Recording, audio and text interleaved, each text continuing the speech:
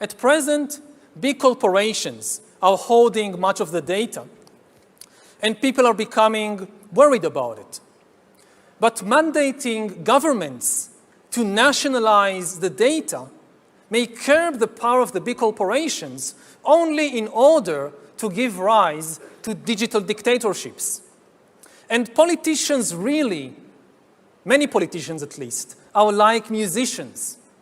And the instrument they play on is the human emotional and biochemical system. A politician gives a speech, and there is a wave of fear all over the country. A politician tweets, and there is an explosion of anger and hatred. Now, I don't think we should give these musicians most sophisticated instruments to play on. And I certainly don't think they are ready to be entrusted with the future of life in the universe. Especially as many politicians and governments seem incapable of producing meaningful visions for the future. And instead, what they sell the public are nostalgic fantasies about going back to the past. It's absolutely impossible to go back, especially in terms of technology and science. Even if one country or an entire continent is freaked out by the possibilities, and they say, we stop all research in this field, you can't force other countries to do the same. And then you have your own, you have a race to the bottom, unless you have some global agreement on how to deal with this, then no country would like to stay behind. The next 2 days, we will look how we imagine, how we decide, how we execute the great narratives, how we define the story of our world for the future. We really can create a better world. We have all the capabilities to do so. We have defined the challenges. We have the capability to address those challenges. But where are the obstacles? I mean, what we have learned here in Dubai is from a national point of view, the keywords are reimagine, redesign, and implement. So why can we not implement such a better world? And so much anger, so much pessimism. What do we have to do to break out of this mindset, which certainly will not allow us to construct a better world if we are stuck in such a negative attitude? So what is the obstacle? To me, the biggest obstacle is we can sit, at Davos a few years ago, the Edelman survey showed us that the good news is the elite across the world trust each other more and more. So we can come together and design and do beautiful things together. The bad news is that in every single country they were polling, the majority of people trusted that elite less.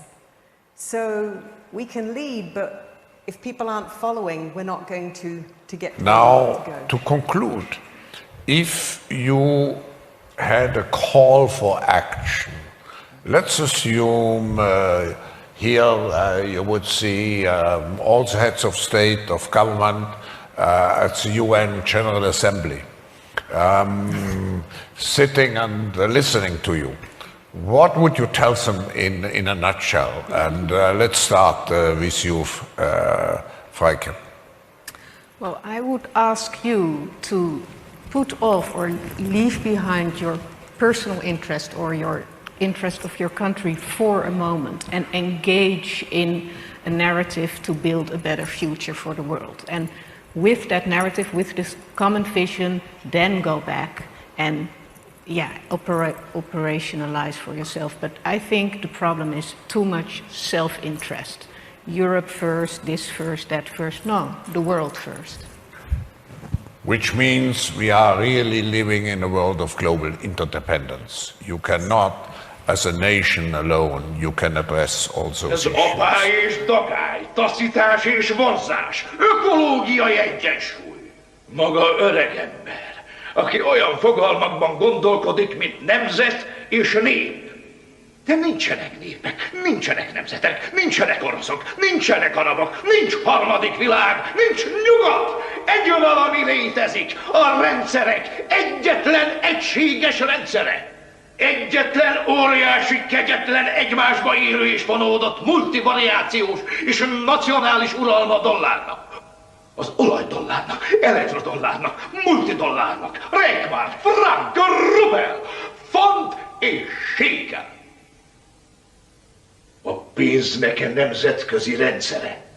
Ez határozza meg az élet teljes egészét ezen a bolygón. Ez ma a dolgok természetes rendje. A pénz a tiszta levegője, a szeme és az ivóvize, és a galaktikus struktúrája az életnek a mikorunkban. De maga belemerészel avatkozni a természet szilárd rendjébe. És ezért keservesen lakolni fog. Kapiskálja, amit mondtak? Maga beállt egy átlagméretű képernyőbe, és üvöltözni kezdett Amerikáról, meg demokráciáról. Pedig nincs Amerika, és nincsen demokrácia. Nincs egyéb, mint IBM, ITT, AT&T, DuPont, Dow, Union Carbide és Exxon. Ezek a mai világ államai. Mit gondol, miről beszélnek az oroszok az államtanácsban? Csak Marxról. Fogják a lineáris programtáblázatokat, a statisztikákat, az optimális lehetőségeket, és kiszámítják a tranzakciók és a beruházások várható hasznát, akárcsak mi. Nem ideológiák és nemzetek világában élünk már, Mr. Bill. A világ nem egyéb, mint vállalkozások testülete, melynek állandó meghatározói a könyörtelen igazgatósági rendeletek. A világ egy vállalkozás, Mr. Bill, amióta csak az ember lejött a fáról. Majd a gyerekeink meg fogják élni, Mr. Bill. Ők már látni fogják azt a tökéletes világot, amelyben nincs háború, sem éhség, elnyomás vagy erőszak. A világ egy hatalmas és egyetemes koncern lesz, ahol mindenki dolgozni fog a közös profit szolgálatában, ahol mindenki egy személyben részvénytulajdonos is, ahol minden szükséglet fedezve van, minden félelem megszüntetve, és előzve minden unalom.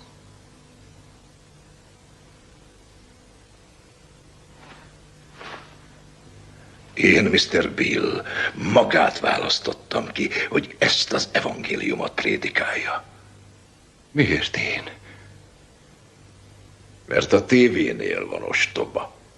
Mert 60 millió ember hallgatja, amit mond heti 5 estén át, hétfőtől péntekig.